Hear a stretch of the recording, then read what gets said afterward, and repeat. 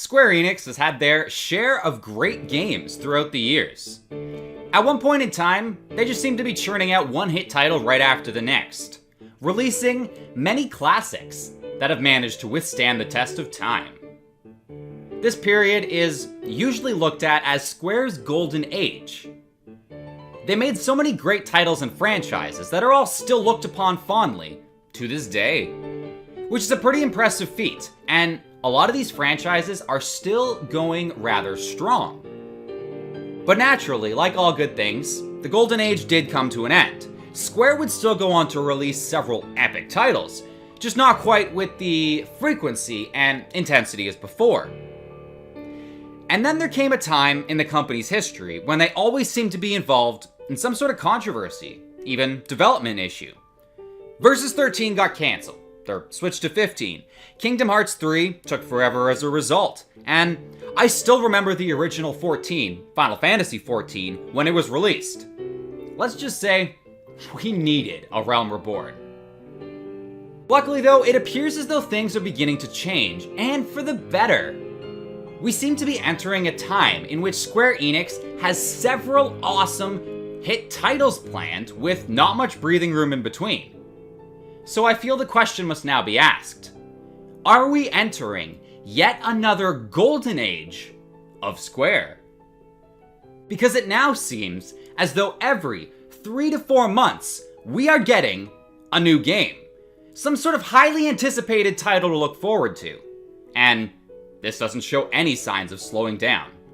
The Final Fantasy series is as strong as ever.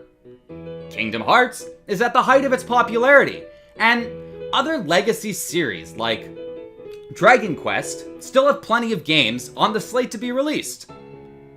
The future is looking extremely enticing for fans of any of Square Enix's franchises, and it all starts later this year, in the back half of 2022. Games like Valkyrie Elysium and the Diofield Chronicle definitely have people intrigued, and Forspoken, when it finally releases, is sure to sell a few copies. Square has been really hyping up this new IP, and I think we're all interested to see where this adventure leads. When winter begins and we bring in 2023, it will be filled with amazing titles like Crisis Core Reunion and Final Fantasy XVI. There's no doubt that these games are going to be huge moneymakers. A mainline Final Fantasy game and a remake, well, remaster of Crisis Core? I'm sure Square can already taste the upcoming success. And I can't wait.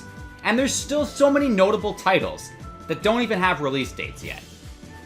Rebirth releases sometime next winter, and Kingdom Hearts 4 still doesn't have a release date yet. So we still have those to look forward to, as well as all of the other hidden games Square Enix is sure to be working on. For example, we have rumors of an FF9 remake. They seem to swirl about almost daily, as does that of Final Fantasy Tactics, a remake of that apparently being in the works. And I still think that the Kingdom Hearts series has a few other titles planned for us, even if they're not in development already.